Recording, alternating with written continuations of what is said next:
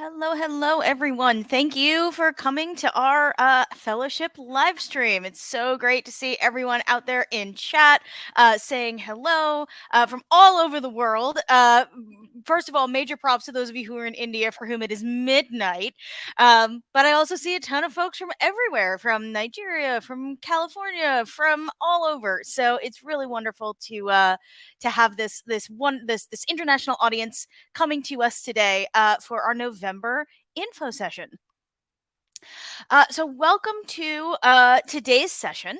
Let me tell you a little bit about what our agenda is going to entail today. If you've been coming to a bunch of these info sessions, we do about one a month. We try to mix up the topics so that you're not seeing the same slides every single time. So today's main topic is what do our fellows do during and after the program regarding career development? What kind of support does the fellowship provide? What can you expect if you become a fellow in terms of help getting your foot in the door within your career? And in order to do that, to have that conversation, I would like to invite on stream my colleague Alba, who is going to help me chat about all of that. Say hi to the folks, Alba. Hi, everyone. So excited to be here. Really good. So happy to have Alba join us. So Alba is our senior alumni manager, as you can see on the slide. And Alba, how long have you been with us now here at MLH? I'm coming up on a year, actually. So very exciting year. Amazing. Happy early work anniversary. But that's very exciting.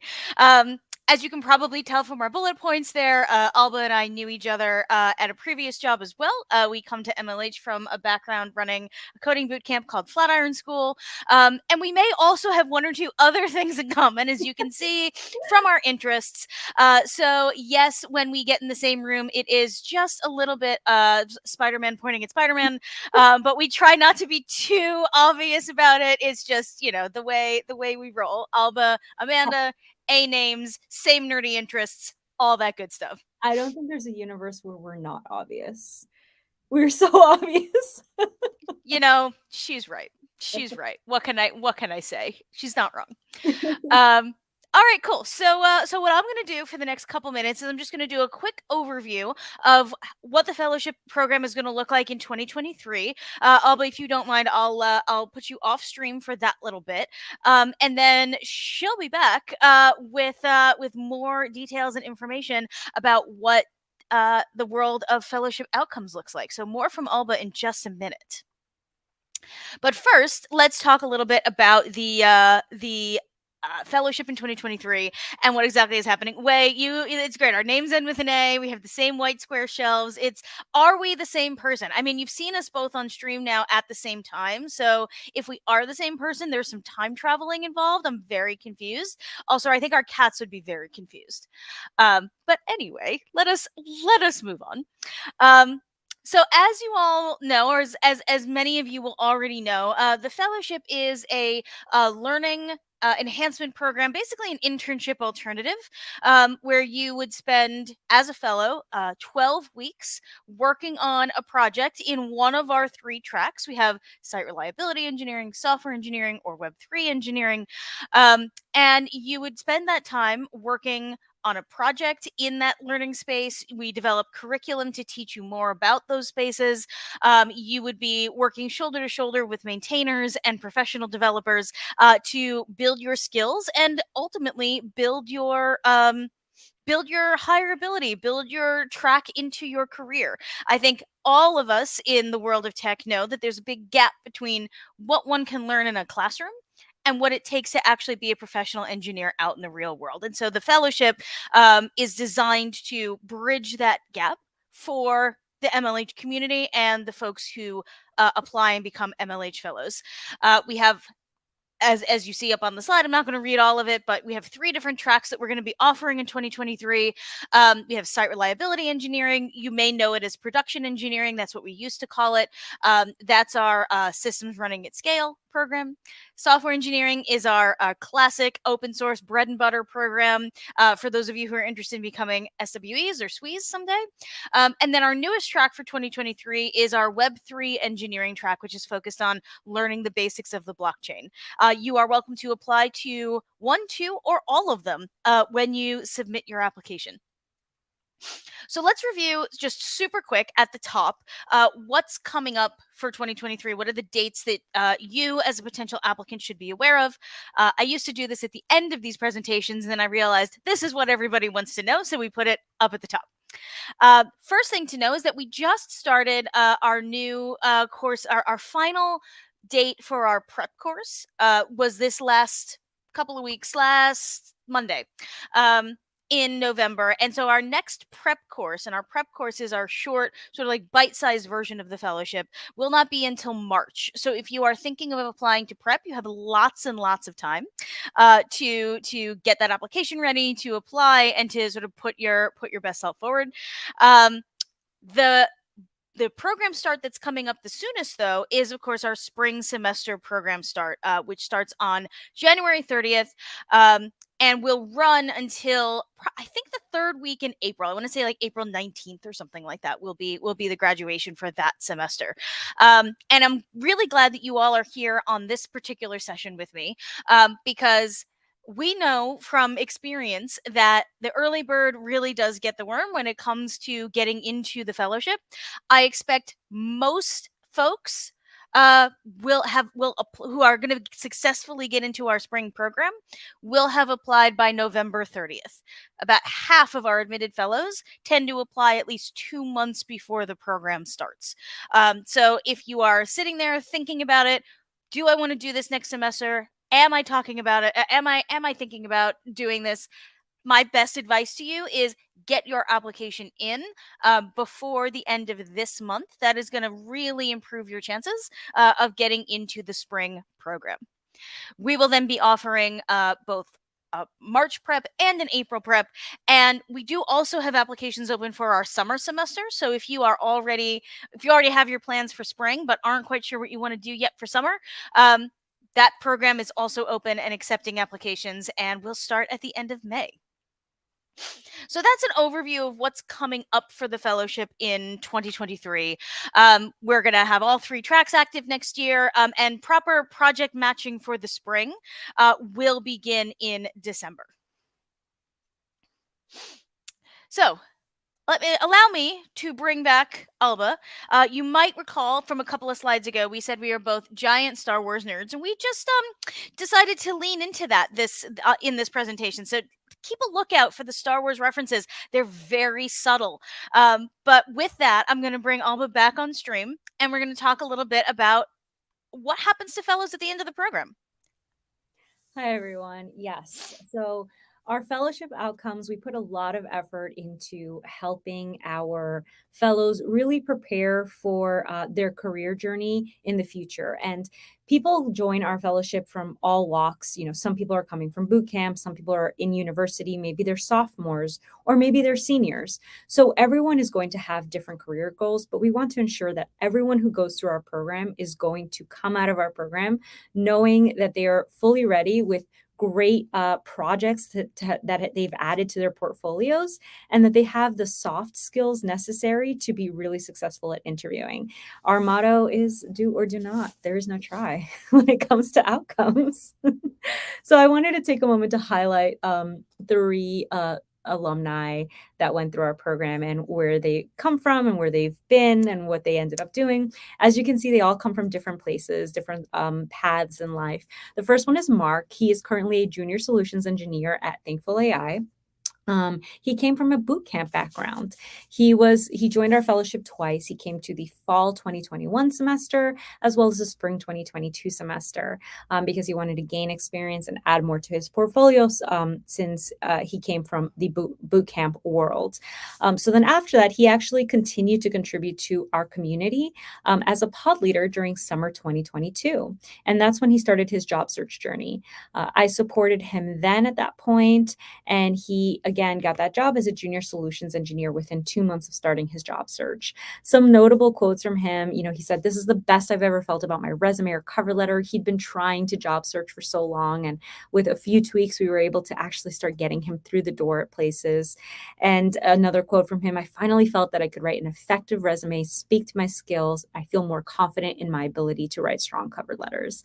So that's one journey. Looking at the next one, we've got Damon. He is a front-end developer at Sienna, and he comes from a totally different career path.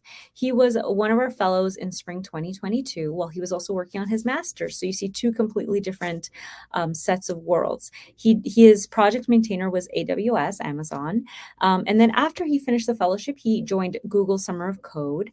And when he finished that and he came back to MLH for some career prep support, we started working. He had a job offer within 1 month of job seeking. And some notable quotes from him, it helped him identify weaknesses in his resume, rewrite it with measurable outcomes and correct action verbs.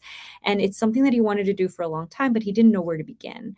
It was helpful in preparing for interviews as well and learning how to balance all of those interviews. So these are all really important soft skills that no one teaches you in university, and they don't teach you this in so many different settings. So having someone to guide you through this process is usually very helpful. Another notable quote from him, "MLH has been a key part of my transition into a software developer role." And this is coming from someone who has a master's and went to Google Summer of Code. He feels that MLH was a key part in helping him actually get his career started. By far, the fellowship at MLH has been the best source for learning software development skills. So that's Damon's story. You can see the value of the fellowship there. And then we have the last alumni spotlight is Anastasia. She's currently a product manager at Protocol Labs. She was originally an open source fellow, so it's one of our tracks during the spring 2021 semester while she was also attending college. So she was an undergrad. She's a driven person. She was a hackathon winner and organizer. And as she was wrapping up college, she started doing some career prep stuff with us here at MLH. And within 2 months, she was able to accept a job offer as a product manager. And something she said was, the career mentor supported me through the entire interview process, encouraged me.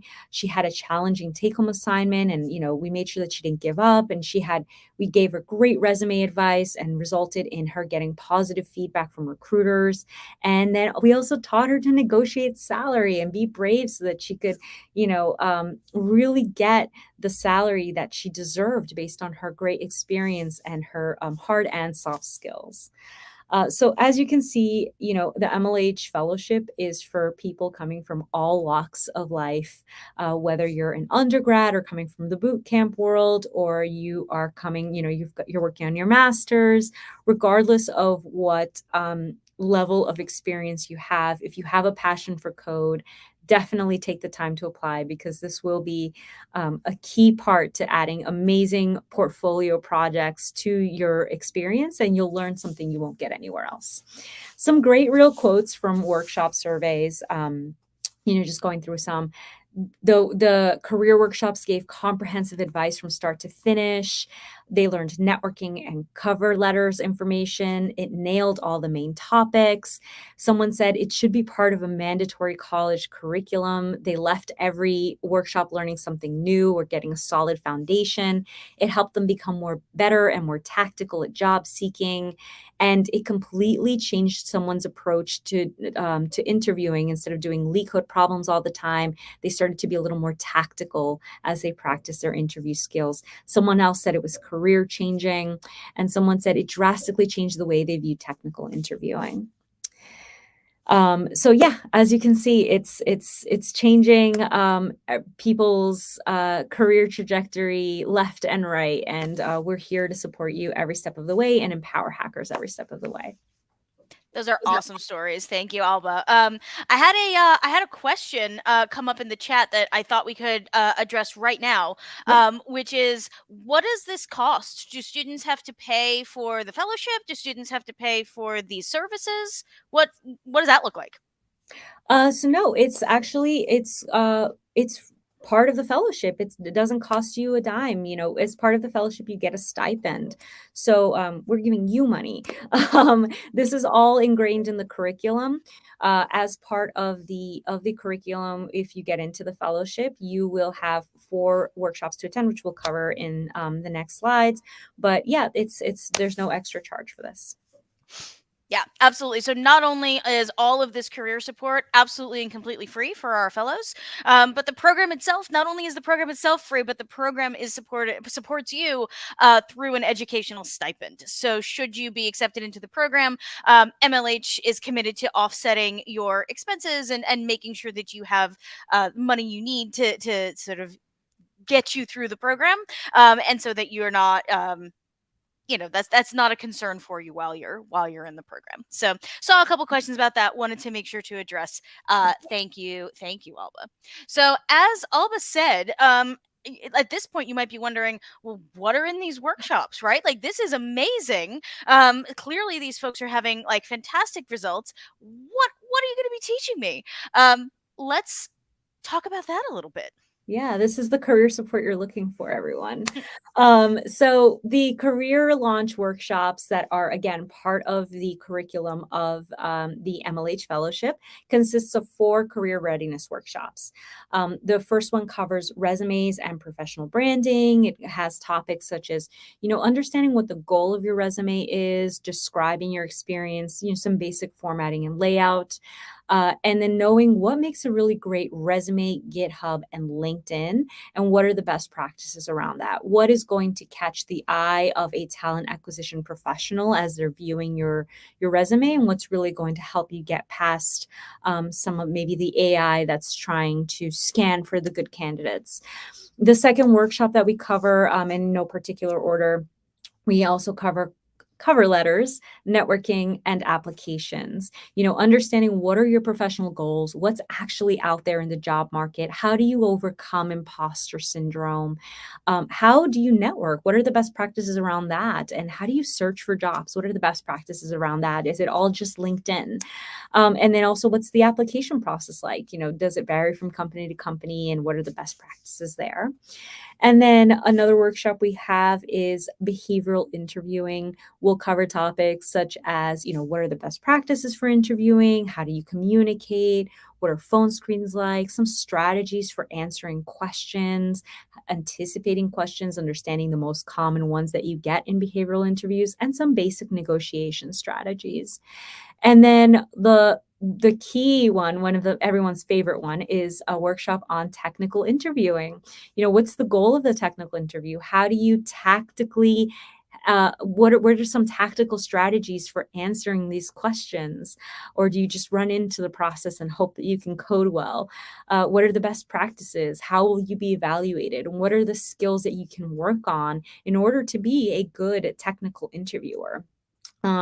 This kind of information is hard to come by. You can spend hours and hours online reading, sometimes contradictory information, from many, many different sources about all of these different topics. This one is geared towards people entering the tech industry, towards developers, towards site reliability engineers, production engineers.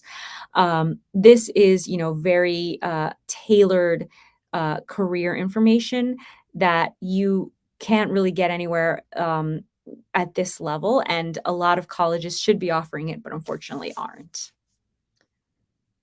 And then, in addition to that, we have some additional, things that you will get from this program, which is mock technical interviewing practice. Our SRE fellows specifically get hands-on practice through various mock technical interviews that's built into the curriculum, again, at no additional cost. Whether you've done an interview before or this is your first one, you've never done one ever, this is a place where you can practice in a very safe space where you get feedback to improve your performance, both on your coding skills and your soft interview skills. And in some cases, your project sponsor might even get involved in helping you become a better interviewer. I included here a chart of the performance for some of our previous uh, fellows from a previous cohort. As you can see in mock interview 1, the vast majority of them scored a 2. They were below average interviewers. And by the end of the program, when Meta, who was the sponsor that time around, did their final mock interview, most of them ended up in either needs improvement or good hire, which is a vast improvement from below average. So there is a marked improvement in this 12-week period where you're doing a few mock technical interviews. And, we continue adding more and more to our fellowship every day, more tools and strategies to really help you put your best foot forward on starting your career. So, Alba, this data is really impressive, like to show how practicing interviews can move you from, a below average interviewer to a good hire interviewer. What do you think are the main drivers of that? And I guess to ask the question a little bit differently, why is it that folks struggle in a technical interview even though they're educated and they have computer science degrees and like on paper they should be good at this job? What makes this so difficult to overcome, and how does practice make perfect? Well, my short answer is they don't have an ALBA. When you have an ALBA, I'm kidding. I mean, that's everyone. That's just true. So no, I mean, what makes this difficult is, again, no one tells you what soft skills you need to practice to be a good interviewer. Everyone thinks that the technical interview is a test, right? It's like the SATs or like a test that you're taking in college where you're going to go, you're going to code, and if it runs, you pass. And if it doesn't run, you hopefully debug and you get it to run again. And if it doesn't run at all, then you fail the test. But that's not an interview. An interview is not a test, it is a conversation. And at MLH, we're giving you the tools, the strategies, the tools, the advice, the guidance to hone the soft skills and the hard skills that you need to be a better interviewee. Sorry.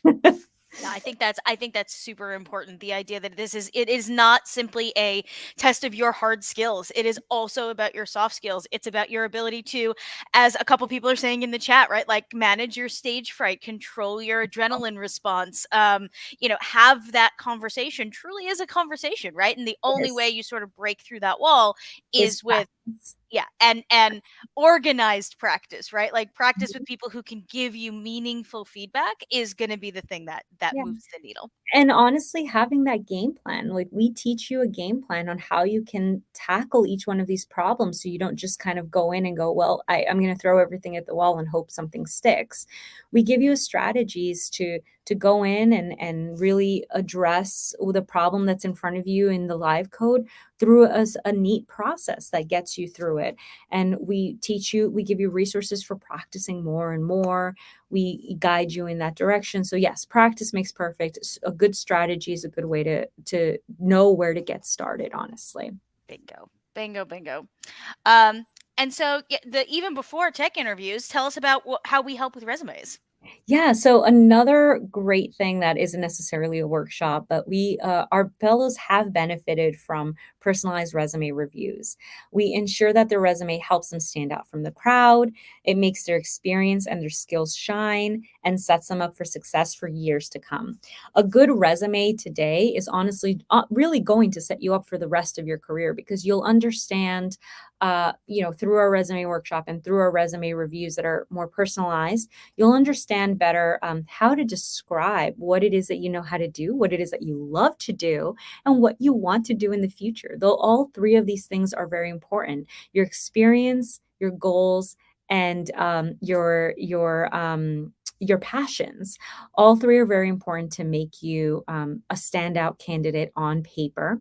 And some fellows have even seen immediate positive results with guided resume changes. I know one fellow in particular had applied many times through an online portal and had received auto rejections from the AI, and he was able to update his resume that was on file after we went through it, and immediately got moved on to the online assessment phase at the company. So some people see, somewhat immediate results depending on, what stage your resume looks at. Let's look at three examples of how, from three very real resumes, of how we were able to really make somebody's resume stand out.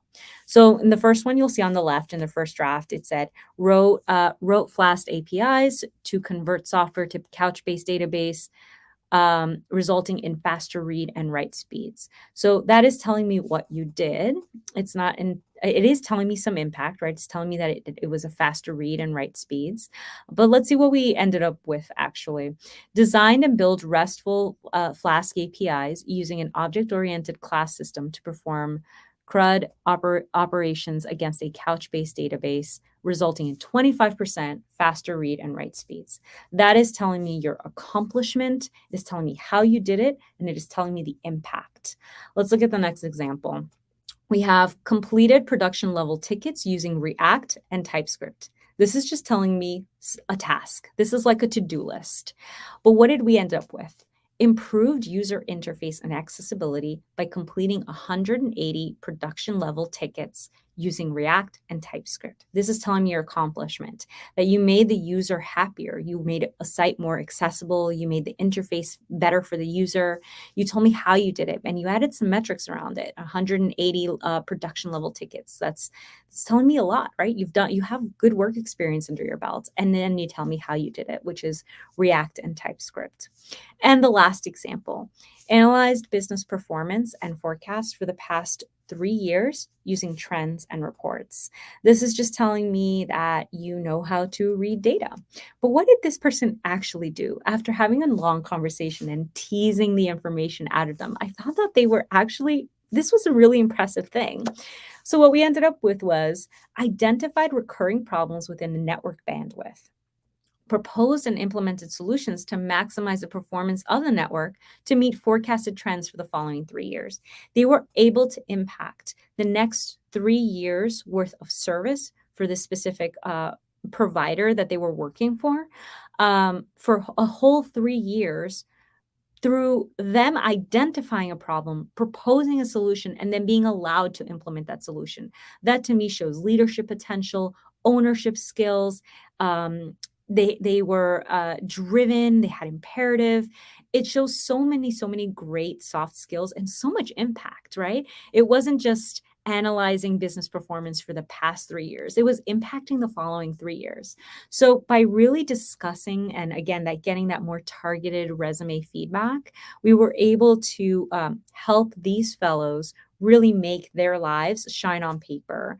We're not, no lies here. We don't want anybody fluffing up their resume. We just want to take the impressive people that you all are, our MLH fellows, and make them shine on paper.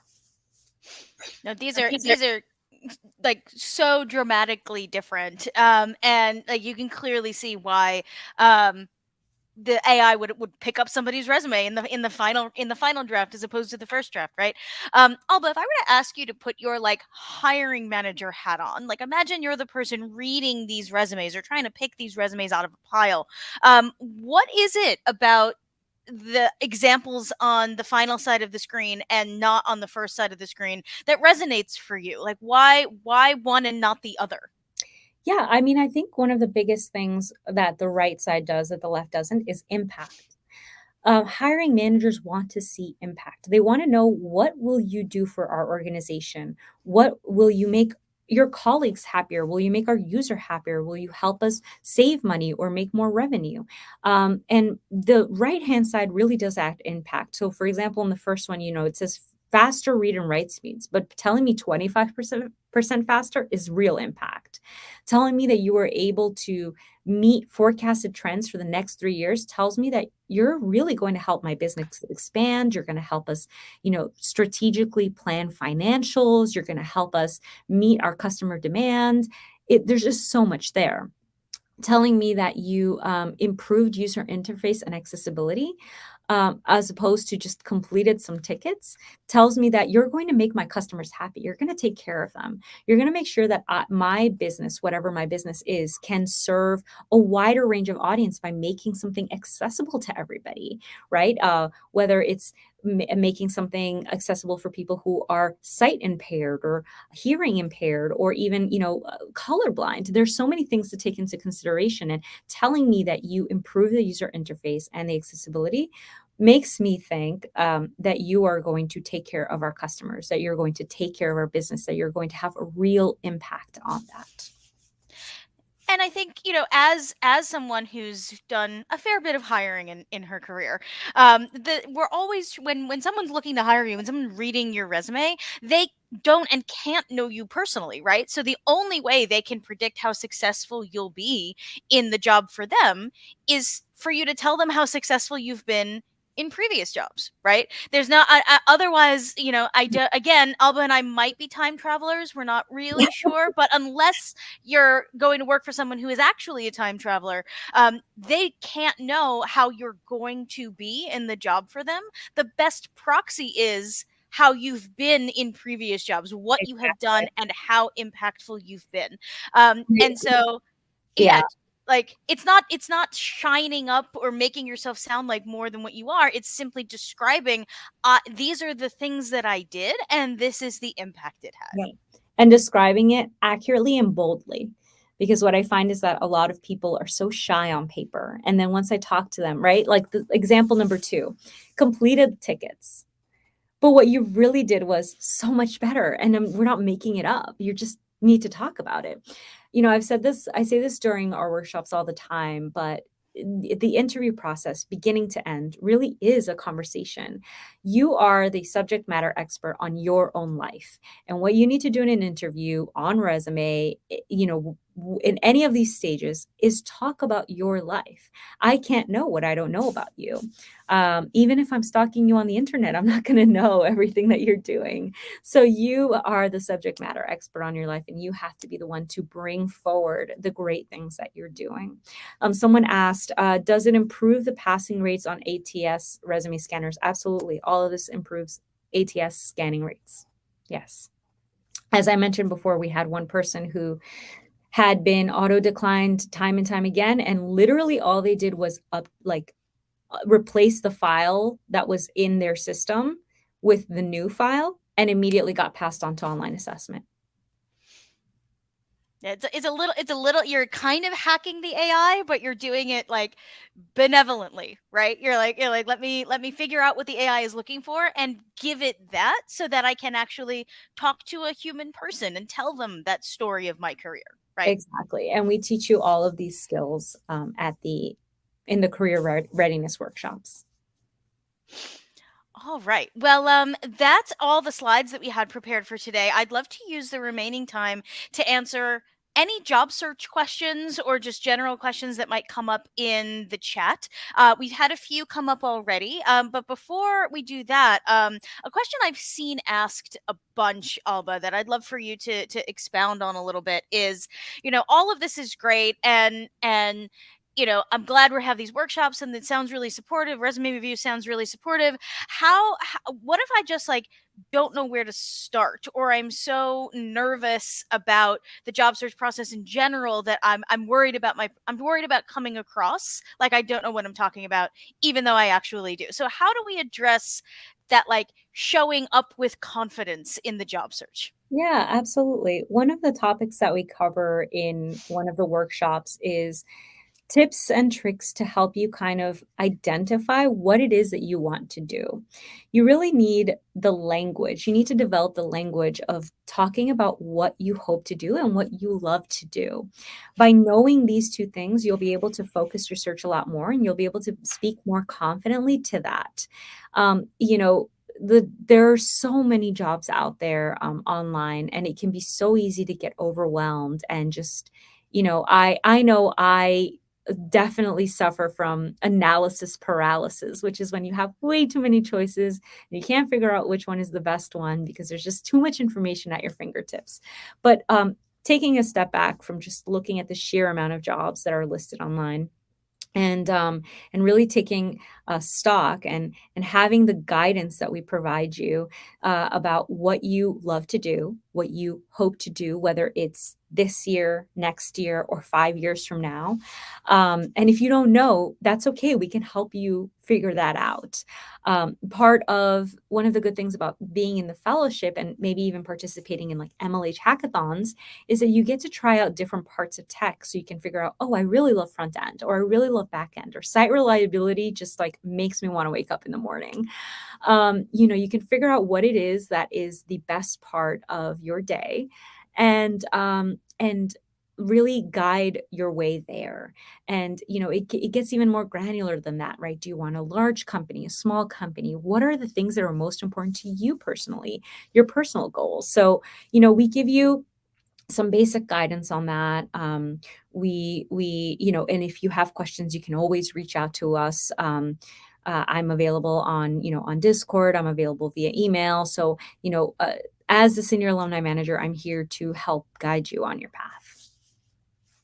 I think that's such good advice, and like grounding your job search in the things that are true for you is such a huge part of the path to success. I agree.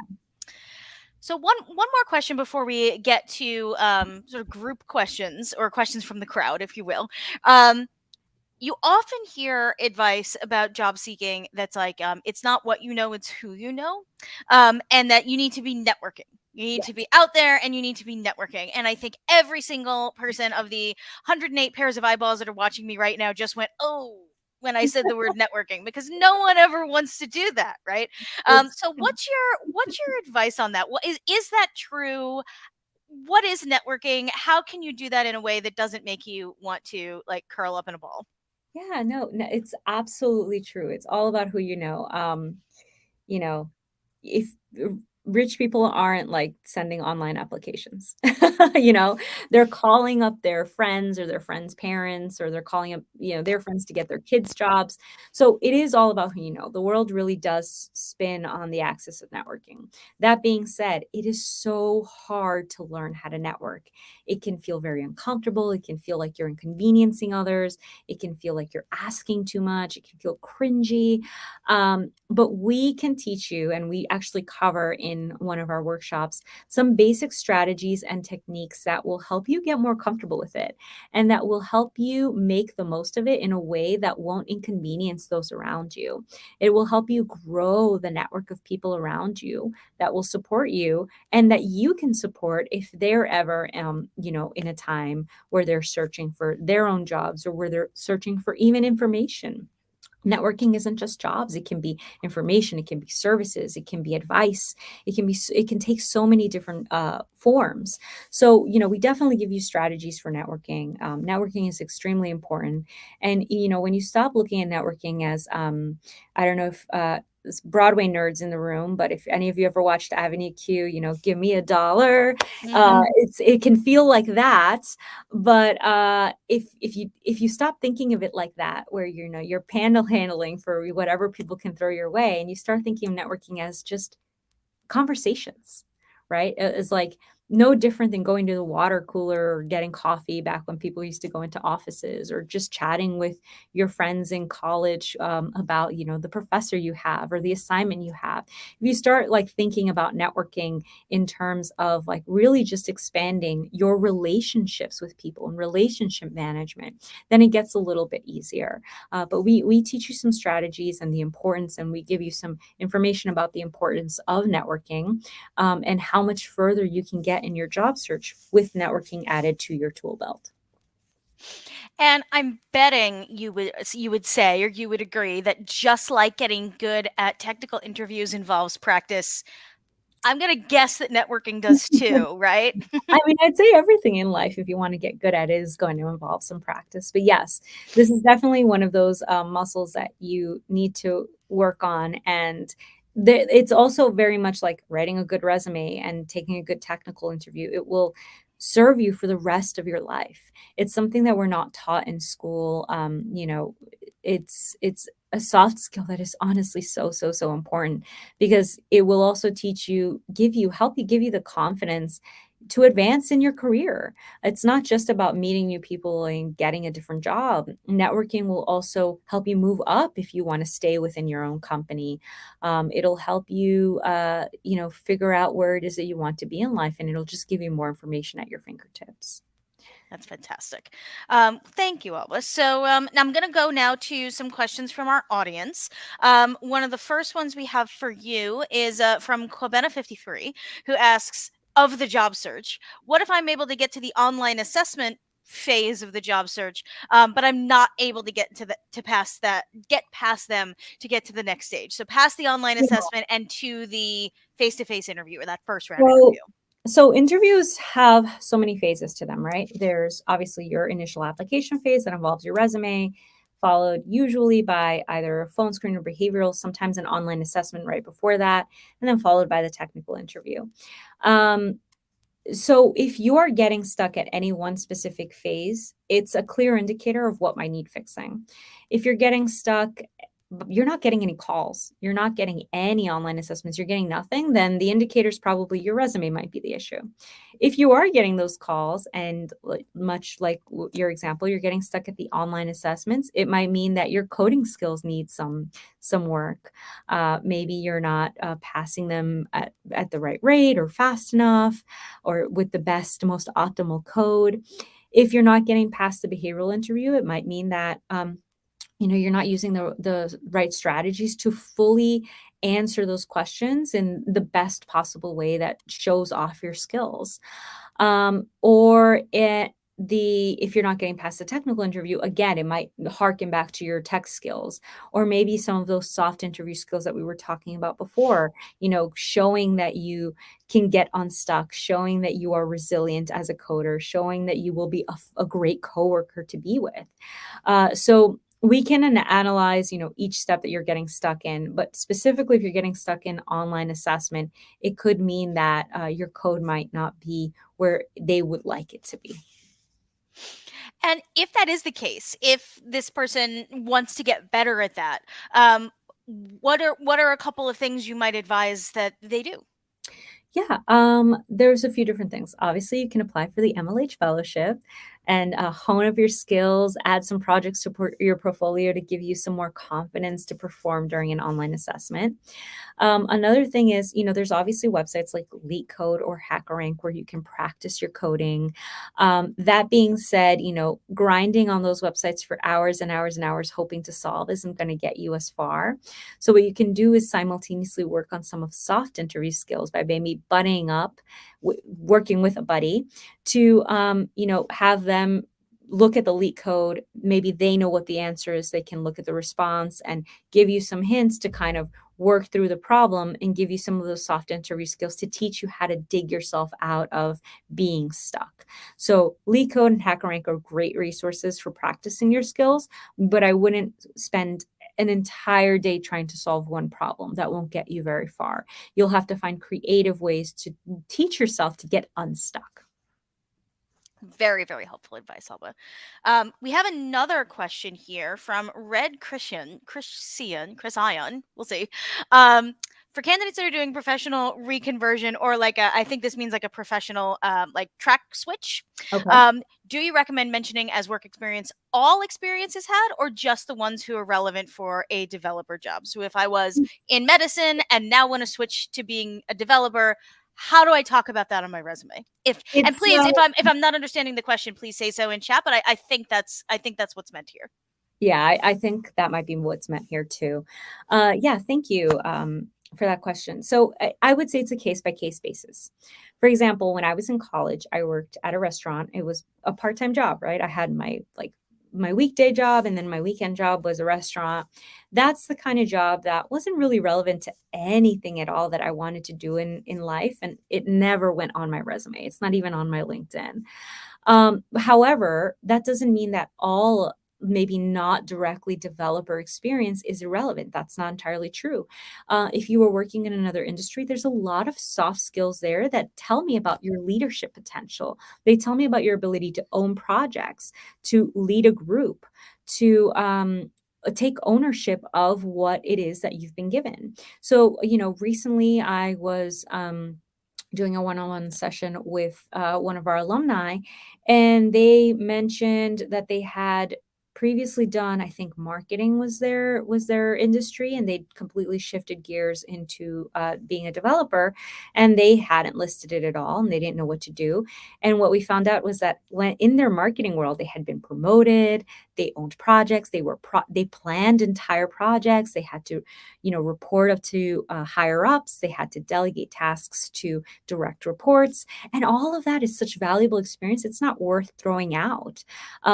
So we can, talk through how you can put that on your resume in a way that puts tech front and center, right? Because you want your resume to be very clear about your goal and your skills and what you can provide to the company, but also doesn't discount your past experience. So I hope that answers your question. Yeah, no, that's exactly right. I remember when I was first transitioning into the tech world, I was in the nonprofit space, and at first glance, you're like tech startup, education nonprofit. Like I don't get it, but it actually turned out that what I was doing in the nonprofit world, which was recruiting and screening volunteers for a program that worked with children, turns out has a lot of the same skills as running an admissions process for a technical school, right? Like you need to get the word out there. You need to run information sessions about your program. Oh, look at that. You need to look at the numbers of your recruitment funnel and make sure that you're tracking to the right targets, right? So, like, even though those don't look the same, or on paper, you might be like, how does the one become the other? Identifying the transferable skills is so very key to making sure you're putting the best version of yourself. Yeah, Oh, go ahead. the key to your resume is telling a story. You're narrating. You're telling the story of what your experience has been, what skills you bring to the table, and what your goals are. All of that together should line up with the company that you're applying to. Amazing. And here's one we just got in, which is, how do you handle anxiety the hour before the interview? Or I assume leading up to the interview. How do you tame the anxiety demons? Yeah, no, this happens a lot, and anxiety is a little bit different for everybody. I, you know, like I said, everybody's a little bit different, and people respond to anxiety relief in different ways. So, some people like to keep themselves distracted. So, if that's the case, if you're feeling a lot of anxiety, maybe you keep distracted, right before. Some people like to keep themselves hyper focused on the task. So, maybe you want to go over some answers that you prepared to some questions ahead of time. What I wouldn't do is, like, for example, try leak code like an hour before, because if it doesn't run, guess what? You're going to feel super flustered. You're going to feel like you're failing, like you're a bad coder, and you're going to go into the interview with that energy. So for technical interviews, I would not do any coding like the day of your technical interview. I would maybe just practice. I know that before any interviews I've done, I usually practice some common answers. Specifically, tell me about yourself. It comes up in every single interview, and having a solid answer to this, a good pitch that demonstrates who you are, is usually a good bet. But everyone is a little bit different. Some people like to be distracted. So if that's you, find something to maybe distract yourself. If you're the kind of person that looks to be hyper like ready, like I know before interviews, I'm that person. I'm the hyper ready person. I'll review my answers. I'll be fully dressed like an hour before the interview and in my professional outfit. I'm sweating bullets and yes, the nerves are real, but do what is usually best for you to handle your nerves, but don't set yourself up for failure by making yourself feel like a failure. Don't try something that, if you fail it, you're going to feel really bad.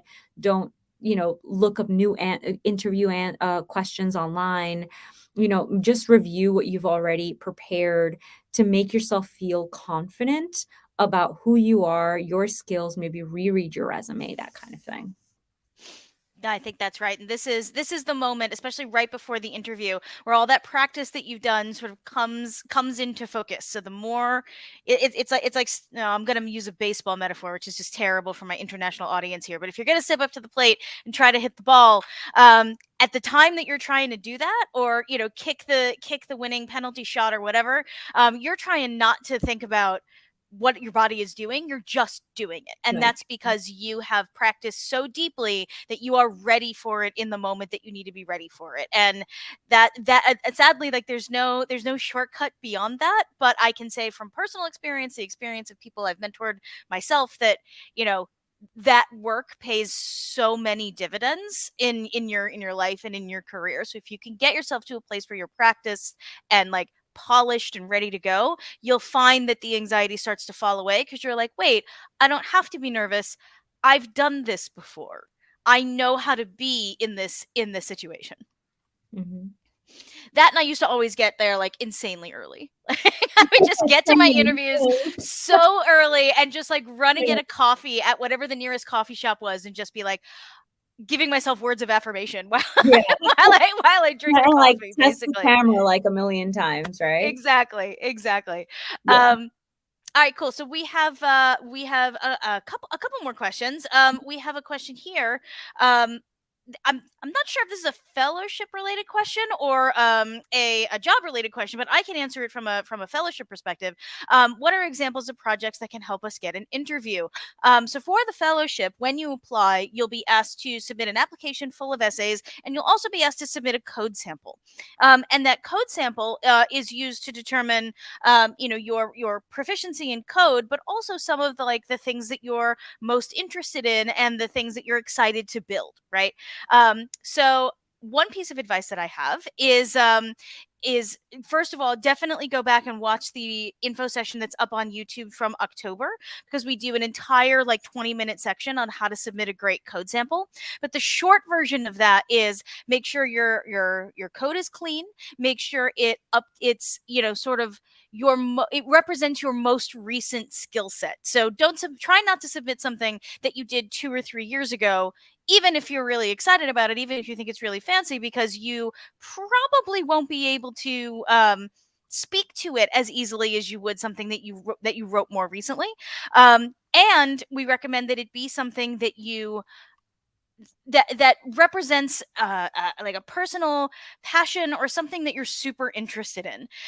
We have found that school projects, though they might be highly technical, don't always make the best code sample for the fellowship, because there isn't any inherent like satisfaction or curiosity or interest there necessarily. It's just kind of like, well, why did you build this? What problem were you trying to solve? And you're like, I don't know, my professor told me to do it, right? And that doesn't speak to your passion and your excitement. So we would rather see something that you built for yourself, that you're excited about, that you think showcases something that you're passionate about, than something super, super technical that ultimately was just part of a larger project and you're not that excited about. Yeah. All right. I Yeah, we think have we a are. few. Oh, yeah, go ahead. Alba, do you have one you'd like to tackle? I see here, what determines if we move on to the technical interview? I think you mean, yeah, like in the interview process. Well, it like I said, it's kind of a stairway to the technical interview, right? The first step is presenting yourself well on paper, right? The talent acquisition staff member is going to look at that and go, yeah, this person looks like they can do what we want them to do, and they seem like a good, person. So let's get them on the behavioral, and then the behavioral determines, would they be a good coworker? Do they have past experience that's going to help them be successful in this experience. And then if you show all of that, that's usually what determines whether or not you move on to the technical. And of course, there's always a competitive edge to it. There are other candidates interviewing as well. And if they only have a few slots available for technical interviews, they'll take the best ones out of that, right? The person who was able to describe their experience as being the best fit for the job that they hope that you will do. So I hope that answers your question. Thank you, Alba. So let me take that off. And since we are running out of time, I just want to very quickly put up our fellowship email address. So I've seen a bunch of questions in the chat about things sort of like outside of the realm of today's chat, which is more about career support and helping you launch your job search. I saw some questions about hackathon prizes. I saw some questions about the prep program, etc. If we did not get to your question, it's probably because we were keeping the questions focused on career support today. But if we didn't get to your question and you'd like an answer, email address right down there, fellowship at mlh.io. Myself or someone else on our team will be more than happy to help you out with answers. But otherwise, thank you, Alba, for coming on the stream with me today. This was a lot of fun. I hope our viewers and listeners all had a lot of fun. Any final advice for the group? Apply to the MLH Fellowship. It's a great, great opportunity to really learn this information hands-on, and give you access to this information that is hard to come by in other ways. And don't give up. You're all resilient technologists, and always put your best foot forward. Bring Lizzo energy to your interviews. Oh, I love that. Bring Lizzo energy to your interviews. With that, Yeah. we will sign off. Thank you all for attending. And this video will be up on YouTube before the end of the day. Bye, All right. everyone. Thanks.